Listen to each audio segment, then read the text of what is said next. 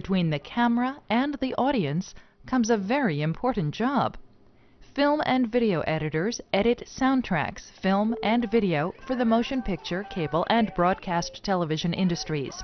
They select the scenes captured by the camera operator and put them in a sequence. It sounds simple. It isn't.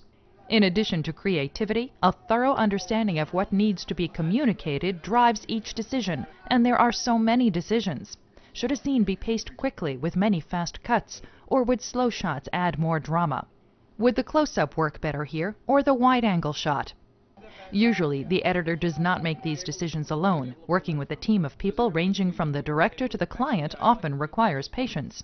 Everything's looking pretty good. Tight deadlines in news or artistic temperament of coworkers can make this a very stressful job. Film and TV courses in college or career schools can help enormously. And because this is a job that unites artistry with highly technical skill, schools often have professional equipment. However, because the technology is constantly evolving, it's necessary to continually update your skills with additional training.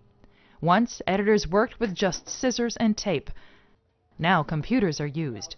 But the goal of the editor is the same as it has been since motion pictures were invented: to tell a story, scene by scene.